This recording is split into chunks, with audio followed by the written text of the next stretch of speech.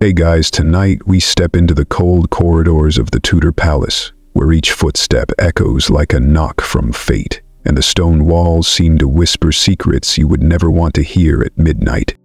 Before you stands two half-sisters. One is Mary Tudor, born February 18, 1516, a woman carrying an unshakable Catholic faith and a heart that could ignite in flames.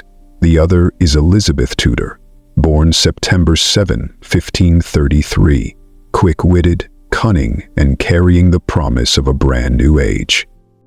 But don't mistake this for just another noble family drama. This clash was powerful enough to alter the destiny of an entire kingdom. And trust me, if you had been caught between these two Tudor sisters when the fire of hatred erupted, you probably wouldn't have survived long enough to sit here and listen to tonight's tale. So, before you get comfortable, take a moment to like the video and subscribe, but only if you genuinely enjoy what I create here. While you're listening, leave me a comment and let me know where you're watching from and what time it is where you are. I love seeing how our circle of night owls stretches across the world. Now, dim the lights, maybe turn on a fan for that soft background hum, and let's ease into tonight's journey together. Close your eyes gently, let the steady hum of the fan become a hazy rhythm in the background, and follow me back to the first half of the 16th century, a time when the air of the English court was not sweet like roses, but sharp and bitter, like the ashes of incense in a chapel. You see Mary I, Tudor, the only daughter of King Henry VIII and Queen Catherine of Aragon, a little girl with pale red hair, a rosy face, raised in the proud arms of her Spanish-born mother. For Mary, from her earliest years, everything revolved around Catholicism, morning prayers, hymns in Latin, and attendance as solemn as monks. You can feel it, the air thick with devotion, as if every stone in the palace echoed with prayer. The official story everyone knows: Henry VIII, Mary's father, longed desperately for a son. Mary, though clever and well-educated, was still only a daughter and could never satisfy that obsession. Then, the king's gaze fell on a name you surely know: Anne Boleyn. When Henry turned his back on Catherine, Mary's fate began to slip away. A curious fact, often overlooked: as a child, Mary was betrothed no less than 3 times before she reached the age of 10. Once, she nearly became bride to a French prince. Another time, she almost sealed an alliance with the mighty Habsburg dynasty. Each treaty made her a shining pawn on Europe's political chessboard. Yet every promise crumbled like mist, leaving behind a girl abandoned in a world where her father's power outweighed her tears. Historians still debate, as a teenager, did Mary truly believe she might inherit the throne? Some argue Catherine instilled in her daughter a fierce sense of destiny, that she deserved to rule. Others believe Mary, quiet and reserved, hoped only to reign through marriage, like so many European princesses. The truth? You will never hear it from Mary herself, but you can sense the tension in the air, like the faint smell of a candle about to die. You hear the sharp echo of footsteps on stone. That was the moment Henry severed ties with Rome, declaring himself the supreme head of the Church of England. The familiar fragrance of incense seemed to turn into the acrid smoke of burning parchment, papal decrees reduced to ash. For Mary, this was not merely politics. It was a blade striking deep into the faith she had been raised in. The pivotal event: when Elizabeth I was born in 1533, Mary was stripped of her title. Once a proud princess, now labeled illegitimate. Imagine one day you are the center of the court, the next reduced to serving your infant half-sister. The humiliation gnawed at Mary's soul each day. Another strange note: from childhood, Mary often suffered from severe stomach pain and nervous exhaustion. Records show she sometimes lay bedridden for weeks, rising only when dark news arrived. Some physicians believed these ailments made her irritable, prone to despair, a shadow that followed her for life. And here lies scholarly dispute. When Catherine of Aragon died in 1536, rumors spread she was poisoned. Some historians say her death was natural, but many contemporaries swore Henry's hand, or Anne Boleyn's circle, was behind it. You hear it too, the whispers through the cracks. Poison! Poison! But in the end, truth was buried with Catherine. She walked with Mary through years of torment, abandoned by her father, forced to sign her own illegitimacy, even to acknowledge Anne as queen. Picture Mary biting her lip until it bled as she wrote those words, her trembling hands aching to tear the paper. And yet, for the faint hope of Henry's affection, she obeyed, a stain she never forgave herself for. Then came Edward VI, the son Henry had longed for. With his birth, Mary and Elizabeth were pushed aside, yet Edward's existence ironically spared them. No longer under pressure to inherit, the sisters were left in uneasy peace. A small revealing moment. Mary once invited Elizabeth to attend a private Catholic mass. Elizabeth, still a teenager, hesitated, torn between the new Protestant faith and sisterly loyalty. Such details remind us their bond was far more complicated than the familiar tale of hatred. Another debate lingers. Did Edward VI, at only 10 or 12 years old, truly direct religious reform? Some say he was a Protestant prodigy, zealously committed. Others claim he was but a puppet, his pen guided by ambitious regents. Consider it. Could a boy barely past childhood truly write decrees that reshaped an entire church? Time passed, and Edward fell ill. You hear the rasping breath of a sickly boy fighting to endure. When he died, England became a chessboard without a king. For a moment, Lady Jane Grey was raised to the throne. But in the countryside, Mary, now grown, hardened by suffering, rallied her cause. Picture the scene, the pounding of hooves, banners marked with the cross snapping in the dawn wind, and crowds surging forward as if welcoming the sunrise after a long night. Another unusual moment, when Mary marched into London, flowers carpeted her path, church bells rang out, and many declared it a sign God had chosen her. For Mary, this was proof heaven stood at her side. Yet the controversy follows. Mary gained the crown with roaring support. So why, only years later, was she cursed with the name Bloody Mary? Some insist Protestant historians exaggerated, demonizing her to glorify Elizabeth. Others face the facts. The burnings were real. 287 souls lost to fire. Listen, you can almost hear the crackle of wood, the flames still echoing centuries later. You see Mary at her coronation, draped in royal purple, pearls glittering under candlelight, a radiant moment, yet a seal of fate, her reign bound to Catholic faith. And then, her decision to wed Philip II of Spain.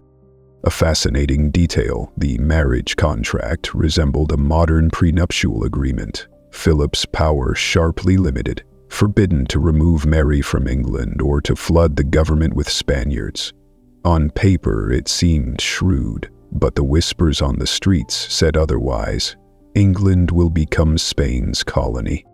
And another question, did Mary truly love Philip? Some letters reveal her passion, even obsession. Philip, however, was distant, absent much of the time. Was it all one-sided? You can almost hear Mary's sigh drifting through time, like wind in an empty corridor. Philip's letters reveal her, in truth, that her heart sank within her. It was undefiled. And here you sit listening, as if holding a cup of tea, sweet and bitter at once. The story of Mary and Elizabeth is no fairy tale, but a tragedy of sweat, tears, and loneliness. Yet every sob, every prayer, every marching step helped shape the England you know today. Even now, the scholars' voices ripple like waves across centuries. Was Mary a fanatic or a victim of fate? Was Elizabeth a wise ruler or merely lucky to survive? questions forever unanswered, suspended in the night air. So relax your shoulders and let this voice carry you deeper into the soft shadows of history. There, two figures, Mary I and Elizabeth I, emerge slowly, two candles burning differently, yet together, lighting an age of turmoil. Are you still awake? The steady rhythm of the fan is like the knocking of time itself, carrying you deeper into the reign of Mary I Tudor, a chapter history remembers by the chilling name, Bloody Mary. You see her, crown glittering, draped in a purple robe heavy with pearls. The cheers of coronation still echo, but beneath the music and incense of the cathedral, a wave of suspicion was already rising. Mary made her decision. England would return to Catholicism. A declaration that not only changed the rituals of the Church, but also the very heartbeat of the kingdom. The clear fact, in the year 1554, Mary announced her marriage to Philip II of Spain. It was a royal alliance that shook Europe like thunder. But can you smell the air of that moment? It was like descent before a storm. The English people whispered, "Spain will swallow us whole." Some nobles passed letters from hand to trembling hand, confessing their fear that Philip would turn England into a mere satellite of the Habsburg Empire. A strange detail. Philip and Mary met only 2 days before the wedding. Picture it, an anxious woman of 40 years, clinging to her last hope for happiness and a child, standing beside a handsome young man, his eyes already drifting elsewhere. Love? Perhaps only in Mary's heart. And here is a lasting debate. Was Mary blinded by passion, or was she calculating, securing alliance with a Catholic superpower? Some historians say she truly adored Philip, pointing to her passionate letters. Others argue the letters were only a cover. The real desire was for an heir to restore Catholic strength in England. You can almost hear the rustle of parchment, as if those letters still tremble in candlelight. Follow Mary into the winter of 1554, when torches flared along the streets of London. Wyatt's rebellion erupted, an uprising led by Thomas Wyatt, aiming to topple Mary and replace her with Elizabeth. You see the militia marching, swords raised high, their cries as bitter as the north wind. The outcome is clear. The rebellion failed. Mary's forces blocked the insurgents before they entered London. But the consequences were chilling. Her half-sister Elizabeth fell under suspicion. Few mention this detail. When Elizabeth was imprisoned in the Tower of London, she stayed in the very chamber where her mother, Anne Boleyn, had once been held before her execution. Imagine it. Elizabeth at the narrow window, her hand brushing the cold stone, thinking of her mother's fate and wondering if she too would walk that same path. Historians still argue, did Elizabeth truly know of the uprising? Some insist she was innocent, merely a symbol used by rebels. Others believe she at least turned a blind eye, allowing them to prepare. Across centuries, you can hear her sigh. Perhaps only Elizabeth ever knew the truth. You move slowly through the years that followed, when smoke began to stain the air of Mary's reign. Here lies the moment history remembers forever. 287 people burned for defying Catholic faith. Flames blazed in the public squares, their light flickering against the dark church walls. An odd note, many of them sang hymns until the very end. Records tell of a young preacher who sang so powerfully that the crowd wept, and even the soldiers turned their faces away. Those voices, frail yet unbroken, rose higher than the fire consuming them. The debate never ends. Was Mary truly more cruel than other monarchs of her century? Some point out that in 16th century Europe, executions of heretics were common, and Mary only fulfilled what she believed was her duty to God. Others argue the sheer scale and frequency of the burnings under her reign went far beyond the norm. You hear the echoes of that argument swirling now, like the whirring fan in your room. You watch Mary wither as the years pass. Across Europe came the rumor the Queen was with child. Courtiers waited breathlessly. Even Elizabeth was summoned to court, her fate hanging by a thread. But as months passed, Mary's belly swelled, without the cry of a newborn. This was the shock of the age. It had been a phantom pregnancy. The court waited, gossiped, then despaired. For Mary, it was humiliation beyond measure. Another little-known fact, Mary had been plagued by illness since childhood. Stomach pains, dizziness, weakness. Modern theories suggest ovarian cysts or uterine cancer, which might have fooled her body into mimicking pregnancy. Imagine a queen who had prayed her whole life for a child, betrayed in the end by her own body. Historians debate still. Was Mary deceived by her body, or did she knowingly cling to the claim to preserve political hope? Some believe she truly believed the illusion. Others think she chose to maintain the story, to hold her people's faith. You can almost hear a heartbeat racing, then breaking in silence. Philip departed, claiming duties in Europe. Picture Mary standing on the palace balcony, her robe trailing across cold stone, watching Spanish ships fade into the distance. She forced a smile, but her eyes drowned in disappointment. In the year 1558, Mary died at the age of 42. The throne passed to Elizabeth. But more than succession, relief spread through the court, cheers filled the streets, and a new age was born. One eerie detail, when Elizabeth ascended, whispers spread that Mary still haunted the palace. Some reported the figure of a woman in a purple robe drifting through the halls on stormy nights. You hear the wind and almost glimpse her shadow at the corner of your eye. The controversy lingers. Was Mary truly a ruthless fanatic, or simply an unhappy woman trapped in the storm of history? 20th century scholars begin to defend her, noting that Mary paved the way for a woman's legitimate rule, something Elizabeth would later embody.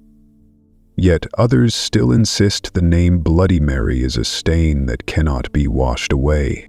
And now you return to the present, the fan's rhythm steady, the room wrapped in gentle light. The story closes, but its echo remains. Two sisters, Mary and Elizabeth, two candles burning differently, yet together, lighting an age, one consumed in fire and dispute, the other glowing as Gloriana.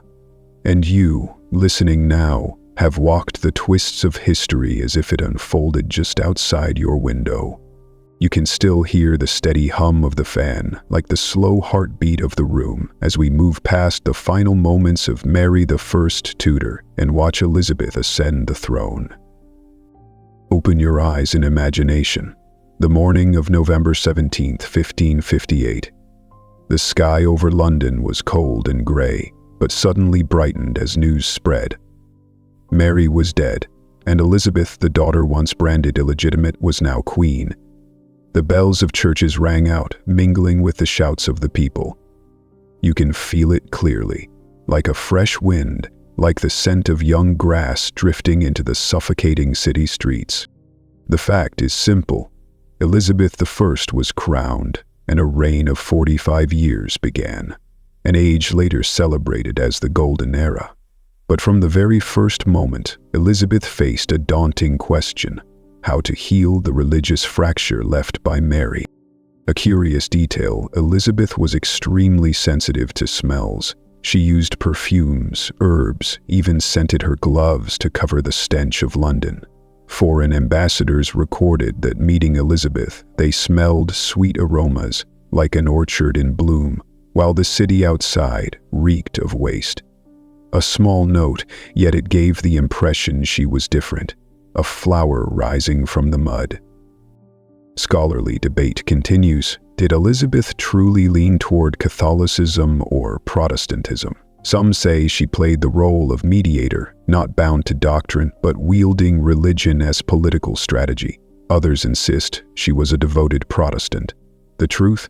Perhaps only Elizabeth knew, and she guarded it as closely as her own breath. You hear the rustle of paper, new religious acts being proclaimed. In 1559, Elizabeth issued the Act of Supremacy, restoring the Church of England, yet keeping certain Catholic elements to appease both sides. You can sense her skill, not rigid like Mary, not dogmatic like Edward, but flexible, flowing like music weaving between opposing winds.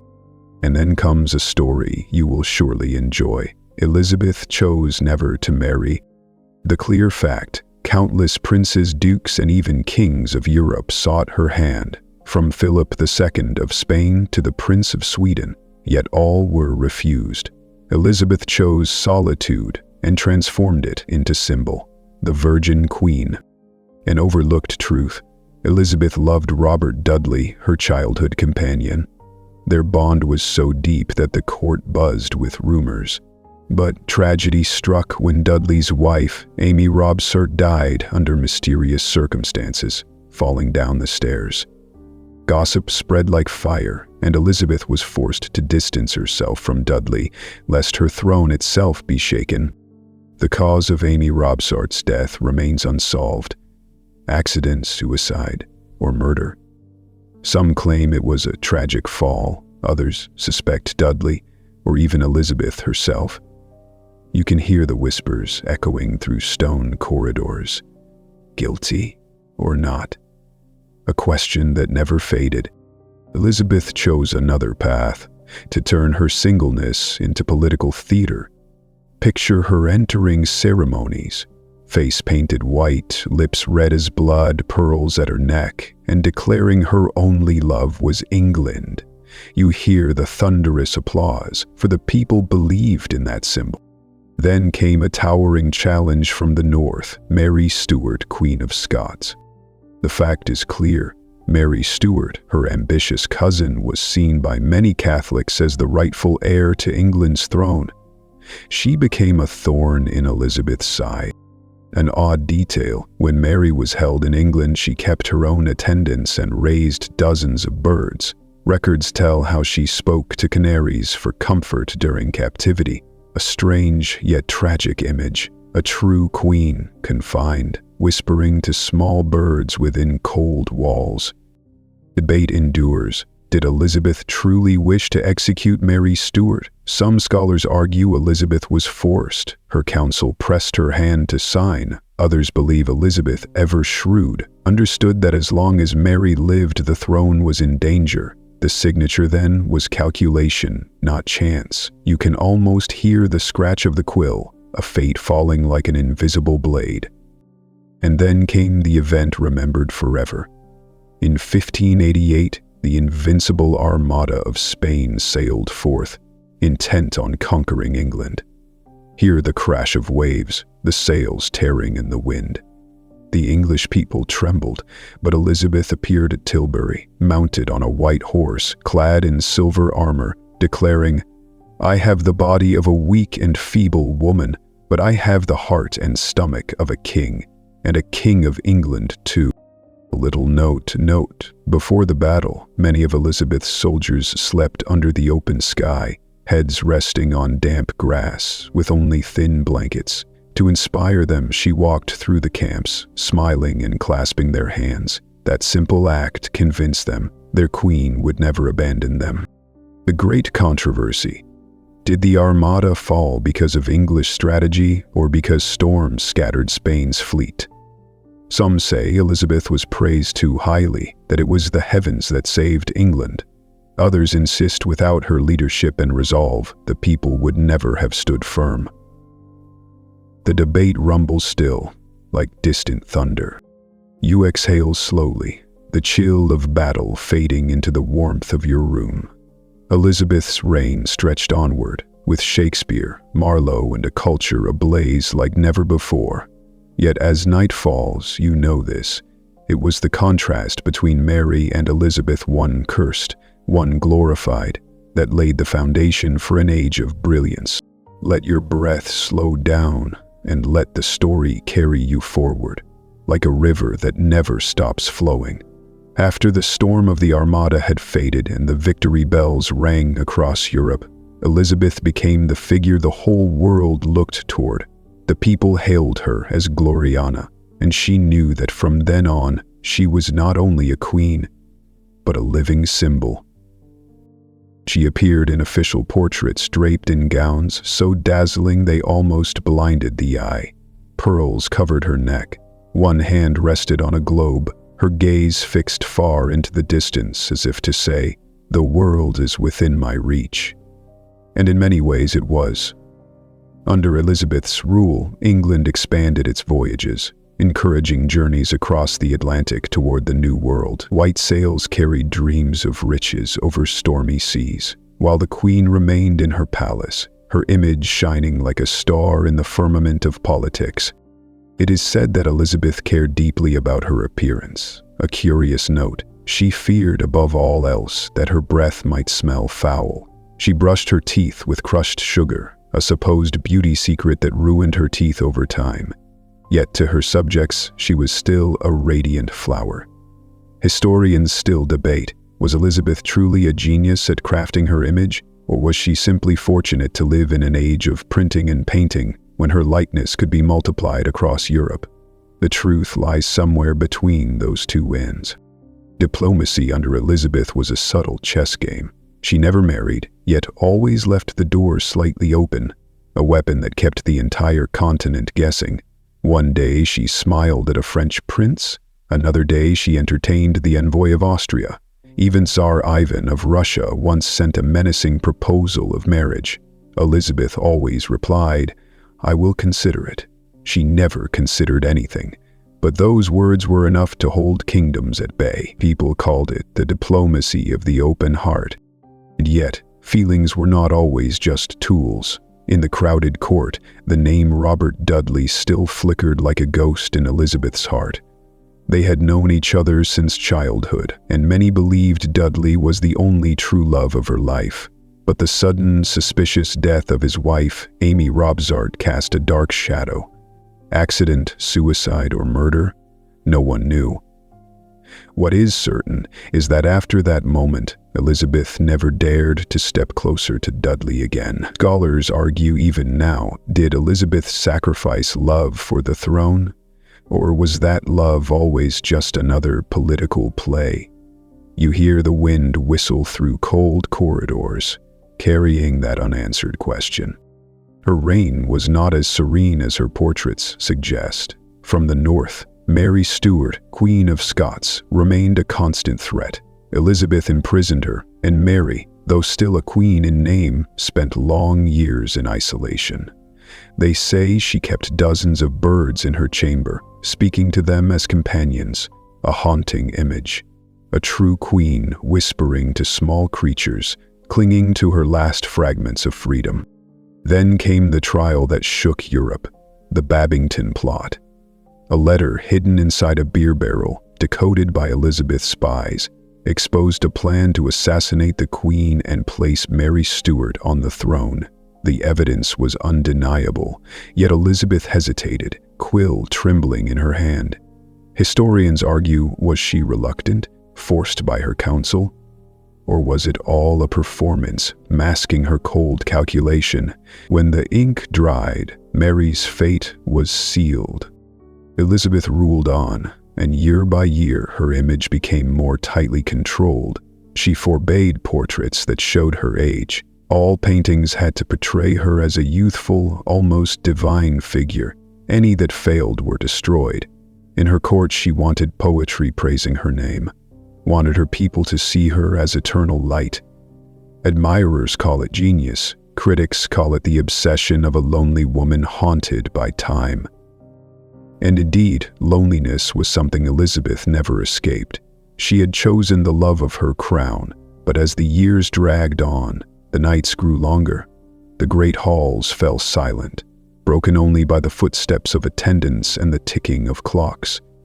Picture the aging queen before her mirror, her face powdered white, her hair hidden under a heavy wig, her eyes ringed with shadows staring back at herself, an undying symbol, but also a weary human being. You feel the room around you turn colder, yet the story still flows, carrying you through history's bends. Elizabeth would live on for many more years, watching Shakespeare ignite the flame of literature, watching English ships reach distant shores. But she would also feel the weight of solitude grow heavier, like night falling over a candle nearly spent. Let your shoulders loosen, and let the story flow on without pause, like the steady fall of rain outside the window. After the triumph over the Spanish Armada, Elizabeth became the banner of English pride. The people roared her name, poets hurried to weave verses of praise, and explorers unfurled their sails, believing that under Gloriana, both the skies and the seas lay wide open. Massive wooden ships cut through the Atlantic, their decks stacked with barrels of rum, gleaming cannons, and the sunburned faces of sailors.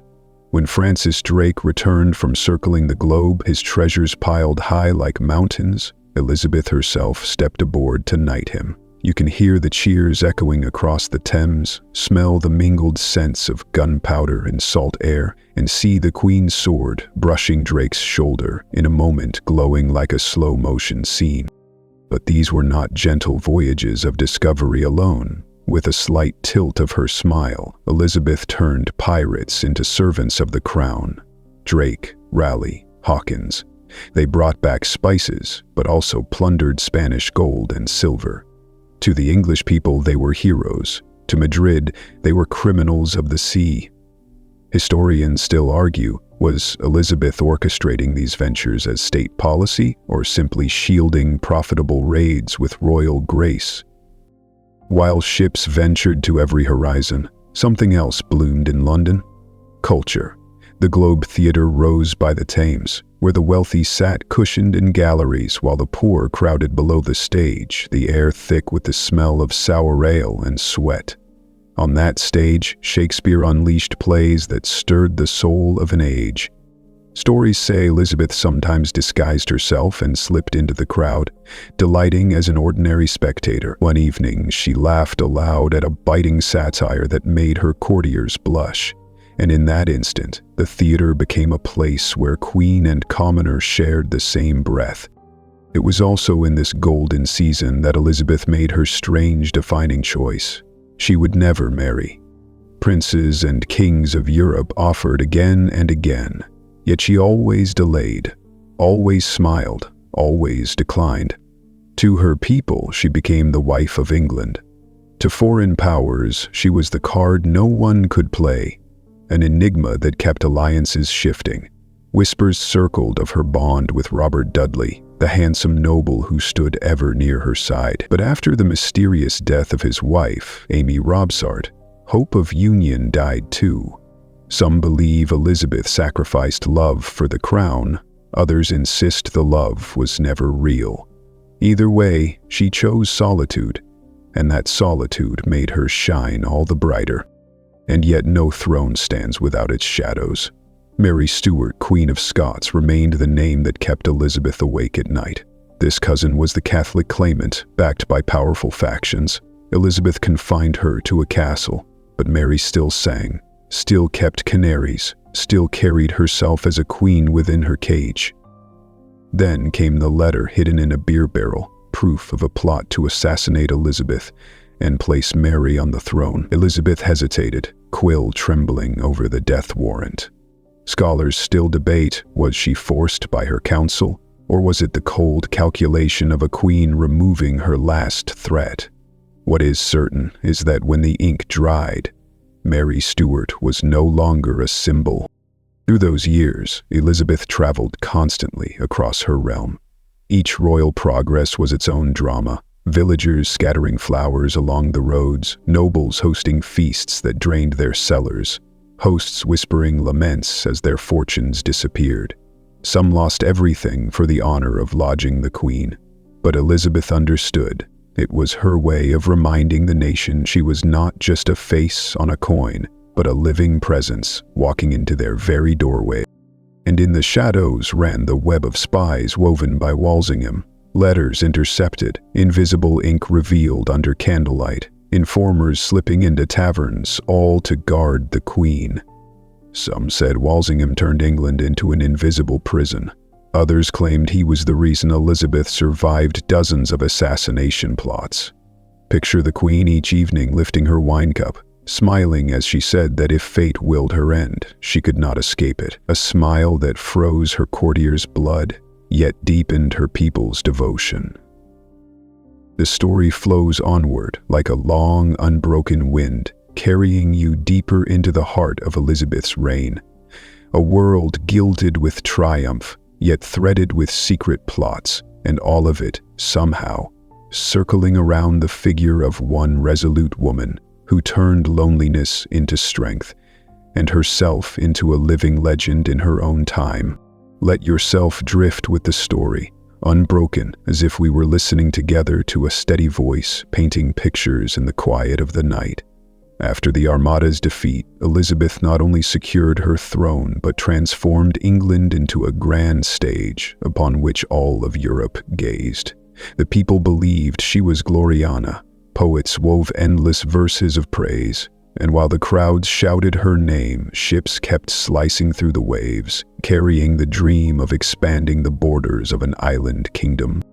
Picture Francis Drake returning from his voyage around the globe, treasure glittering across the deck, and Elizabeth in a radiant gown, stepping aboard to knight him amid cheers and the lingering scent of gunpowder in the breeze. Yet not all called them heroes. To Spain, Drake and his companions were nothing more than pirates blessed by the Queen. Even today, historians argue, was this shrewd statecraft or simply the legitimizing of theft? Either way, silver, gold, and spices poured into London, turning the city into a noisy, colorful place where the stench of fish markets mingled with the rich aroma of pepper and cinnamon fresh from foreign shores. Amid that backdrop, culture bloomed. The Globe Theatre rose along the Thames, where Shakespeare, Marlowe, and Spenser unleashed plays and verses that would outlast centuries. Below the stage, commoners packed shoulder to shoulder in the smell of ale and smoke. Above them, nobles sat in hushed rows. Stories say Elizabeth herself sometimes slipped in disguised, laughing loudly at biting satire that made her courtiers blush, and so art, politics, and laughter blended into the heartbeat of what we now call the Elizabethan age. Even as theater enthralled the nation, Elizabeth wielded another weapon, the ambiguity of her marriage. Princes and dukes from across Europe, from France, from Austria, even from Russia, offered their hands. She always delayed, smiling or shaking her head, but never giving an answer. Outsiders saw this as cunning. With a single glance, she could hold all of Europe in suspense. But inside the palace, the name Robert Dudley lingered like a shadow. Their bond stirred endless gossip, but the mysterious death of his wife, Amy Robsart, closed every door. Scholars still argue, was this true love, or merely political theater stretching across her life? Alongside the golden light, shadows gathered around the throne. Mary Stuart, Queen of Scots, imprisoned in castles yet still a Catholic figurehead, whispered danger with every breath. They say she kept small birds in her chamber, talking to them as companions in loneliness. But then a letter, hidden in a beer barrel, exposed the plot to assassinate Elizabeth. When the letter was read aloud, all eyes turned to the Queen. Her hand trembled over the warrant. Some believe she was forced to sign. Others say it was a calculated move to erase the final threat. What is certain is that when the ink dried, Mary Stuart's crown was gone forever. And still, Elizabeth journeyed across her realm. Each royal progress was a grand performance, villagers strewing flowers along the road, children running out to cheer, nobles paling as they planned banquets. Some families sold land, some slaughtered entire herds just for the honor of hosting her. Elizabeth smiled radiantly, reminding all that she was not just a face stamped on coinage. She was a living presence walking through their doors. While the people saw that smile, behind the scenes ran an invisible web of spies spun by Walsingham. Letters stolen and broken open, invisible ink glowing in candlelight, traitors unmasked in taverns. each thread strengthening the Queen's throne. Some called Walsingham ruthless, turning England into a prison of spies. Others believed that without him, Elizabeth could never have survived so many attempts on her life. And so, among the music of theaters, the fragrance of spices, and the glow of candlelight on stone walls, Elizabeth continued weaving the image of a queen who not only ruled, but transformed her life into a grand performance. A play in which every smile, every word, every journey was another curtain raised, holding the gaze of commoners and kings alike. You hear the fan spinning steadily, like the distant beat of a drum, as the story carries you into the twilight years of Elizabeth's life. She still sat upon the throne, but the light upon her face no longer burned as brightly as it once had.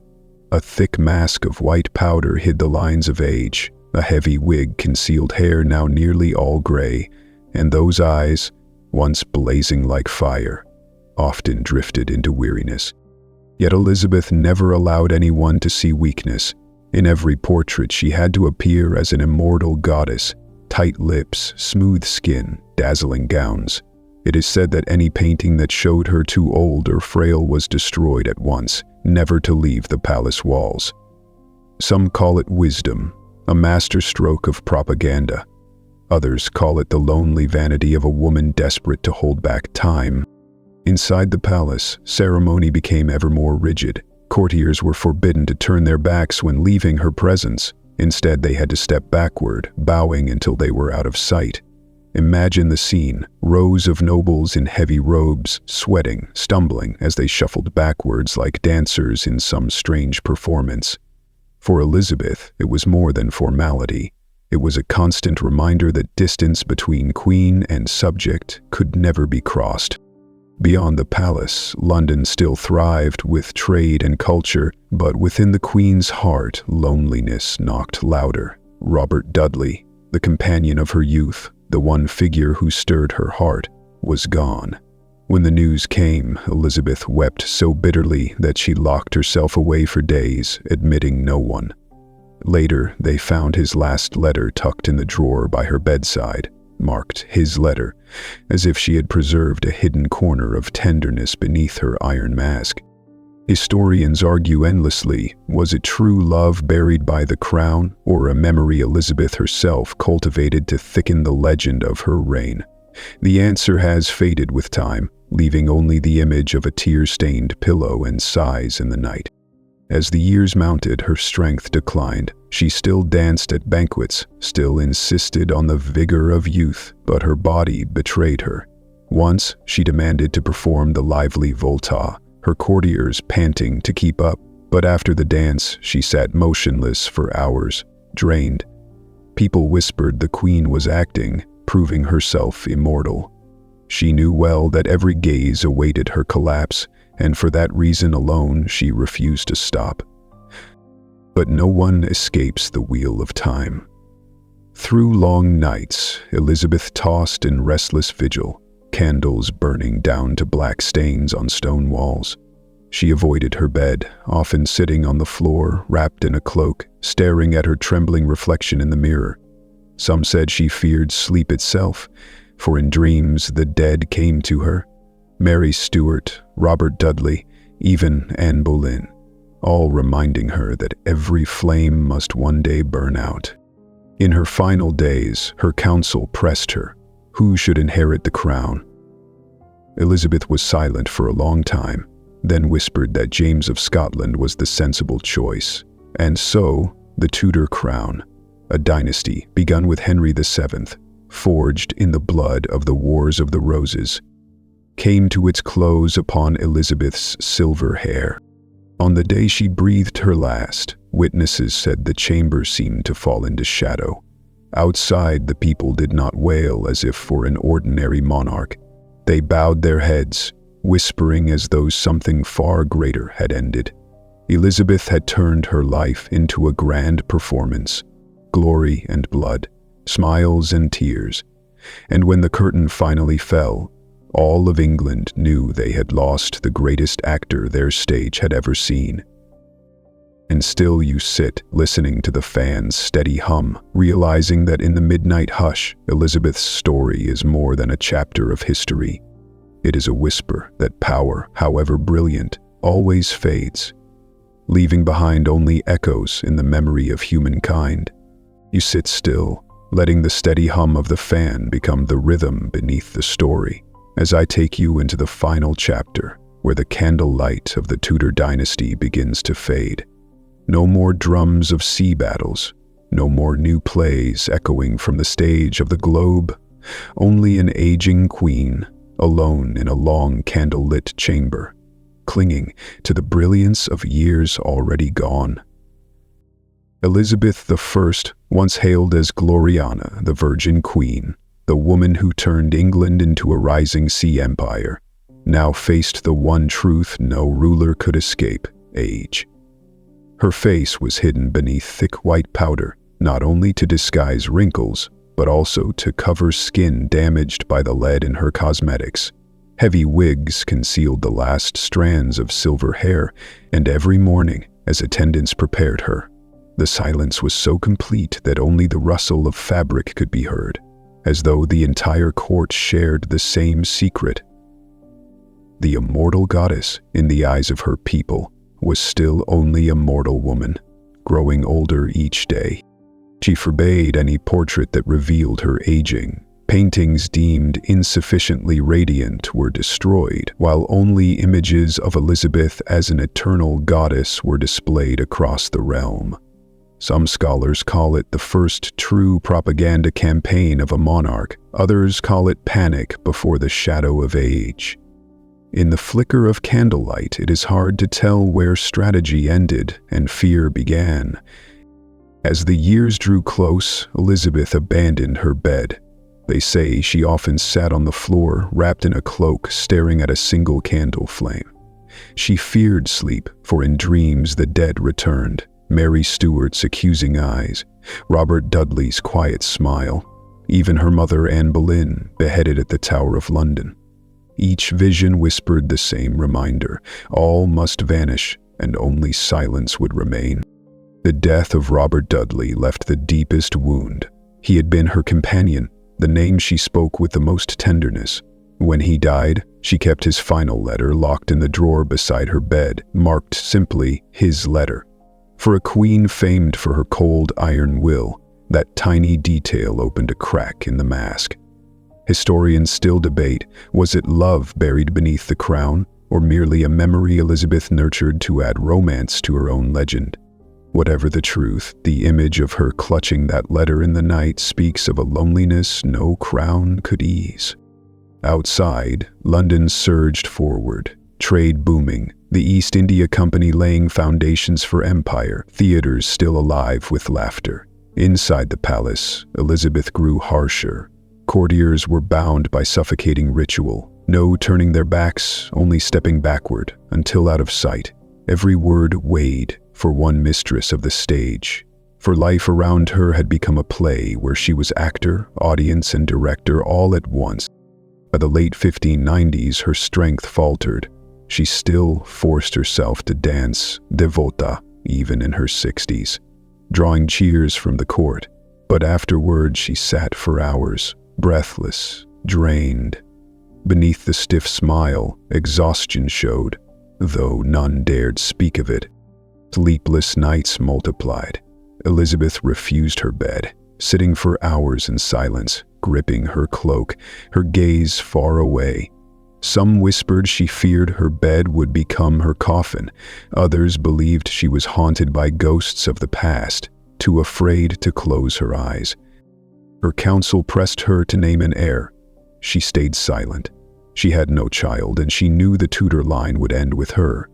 At last, she nodded toward James VI of Scotland, son of Mary Stuart.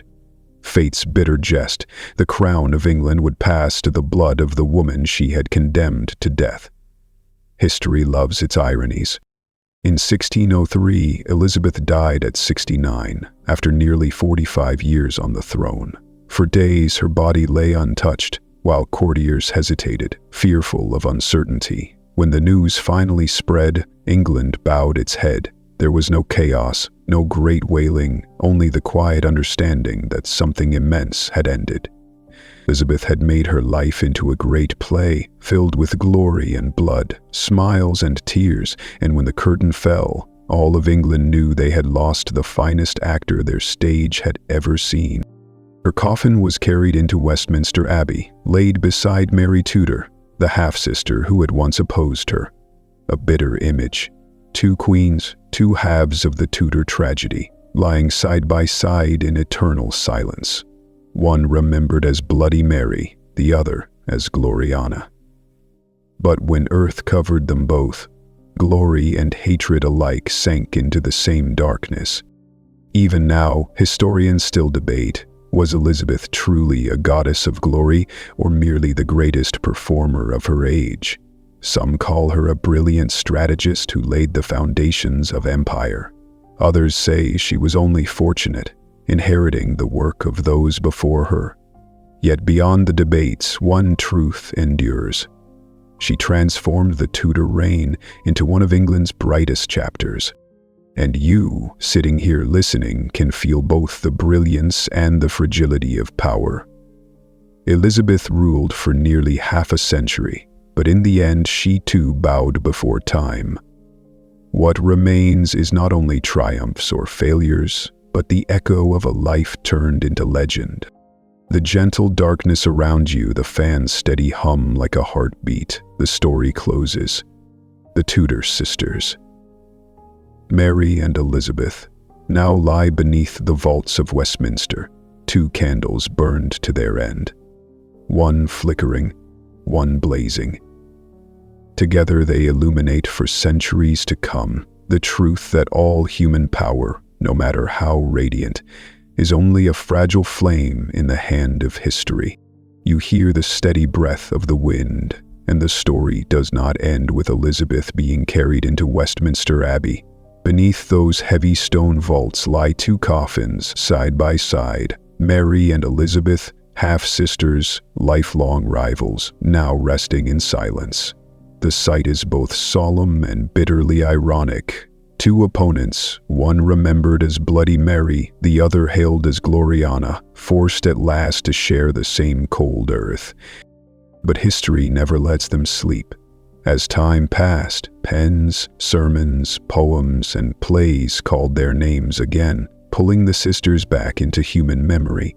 From the very moment James I ascended, Elizabeth was praised as the model monarch, her image used to legitimize the new dynasty. Mary, by contrast, was remembered first and foremost for the fires that consumed Protestants, her title of Bloody Mary spreading like a shadow. The bitterness only deepened over centuries. By the 19th century, children in the West whispered a ghostly game before mirrors. Call Mary's name 3 times in the dark, and a spirit would appear. A queen who once ruled a nation, reduced to a figure in a playground fright. A cruel diminishment, but also proof of how deeply memory can take root. While Mary's name was bound to infamy, Elizabeth soared in legend. Painters, poets, and playwrights revived her image, fiery red hair, proud gaze, and the voice that declared she had the heart and stomach of a king. To Victorians, Elizabeth became a spiritual sister to Queen Victoria herself, a symbol that women could reign long and steadfast. There were even grand balls held under the banner of an Elizabethan revival, where nobles dressed in Tudor costume staged mock banquets and read poetry in her honor, as though summoning back her golden age. And so the question lingers, was Elizabeth truly an early icon of women's power, or simply a shrewd ruler who turned her gender into political advantage? Some see her choice of lifelong independence as a bold statement. She needed no husband, no child to secure her throne. Others argue she cared little for equality, using solitude only as a weapon of rule. Either way, Elizabeth endures as proof that a woman could stand at the very center of an age. And Mary? Modern historians have begun to grant her fairer judgment. They remind us that Mary was the first woman crowned in England in her own right, the one who opened the very possibility of female sovereignty. She was not only the shadow of burning pyres, she cleared the way so that Elizabeth would not be dismissed as an exception, but accepted as a lawful monarch. Without Mary, Elizabeth's reign might have faced far fiercer resistance. In art and modern culture, the two sisters still appear, but in very different guises. Elizabeth is often the heroine of novels and films, a symbol of wit and strength. Mary is cast as the dark figure, stern and grim, serving only to heighten Elizabeth's brilliance. Yet that contrast keeps them bound together in the imagination, like two poles of a magnet, inseparable. Look closely, and you see that their greatest legacy was not only in policy, but in proving that the throne need not belong to men alone. Mary stepped first, cursed for it, but she broke the path. Elizabeth followed, turning that path into a radiant highway. Together, in their different ways, they laid the foundation for women to rule without challenge. Today, when you hear the names of Victoria or Elizabeth II, you can glimpse the Tudor sisters behind them. One remembered as a warning, the other as an inspiration. One flame that flared and died, another that burned long and bright. And both rest together beneath Westminster, whispering their tale in eternal silence. In the gentle darkness around you, the fan still hums, and the story closes like a lullaby. Mary and Elizabeth, two names in opposition, two intertwined lives, have become legend. They left not only decrees and battles, but a mirror reflecting the brilliance, the fragility, and the contradictions of human power. And you, listening to the very end, sit as though in an ancient chapel, hearing Westminster's bells echo through the night, reminding you that history never truly sleeps. It only keeps whispering in stories told on nights like this. You hear the steady hum of the fan, and the story does not end. It only drifts into an echo, like the lingering toll of a bell in the night. Even after the two Tudor sisters were laid to rest, history refused to let them sleep. Pages of books, voices of preachers, verses of poets, and later the reels of cinema kept calling their names, making Mary and Elizabeth more than just figures in a chronicle. Mary, branded forever as Bloody Mary, endures in collective memory as a warning shadow. She is remembered for her stern face, for the flames that consumed hundreds, while her place as the first crowned Queen of England fades into the background. Her image was twisted so far that it became a child's ritual. Stand before a mirror in a dark room, whisper Bloody Mary 3 times, and wait for a ghost. From a queen who once ruled a kingdom, she was reduced to a character in a frightening game, as though history wanted only to preserve her darkest image. Elizabeth, by contrast, was immortalized. Painters gave her fiery red hair, proud eyes, a hand resting on the globe, a marble-white face. Poets and playwrights cast her as the spirit of an age, the queen who turned England itself into a blazing stage. Even centuries later, she appears in films, in novels, in the imagination of the public as the very model of female strength and resilience. Yet look closer, and both sisters left something vital. Mary, though condemned as cruel, was the first to prove that the crown could rest upon a woman's head. Elizabeth went further, turning her solitude into power, shaping a golden age that posterity would call the Elizabethan Age. One cleared the path, the other widened it into a shining boulevard. Together, they proved that women could rule as equals, even surpassing men, in a world bound by patriarchy. 19th century England looked to Elizabeth and saw the reflection of Queen Victoria. 20th century England remembered Mary as a warning against fanaticism. And now, in the 21st century, both remain alive. Elizabeth as a cinematic heroine, Mary as a ghostly figure in urban. Listen more closely and you hear that their legacy is larger than England itself.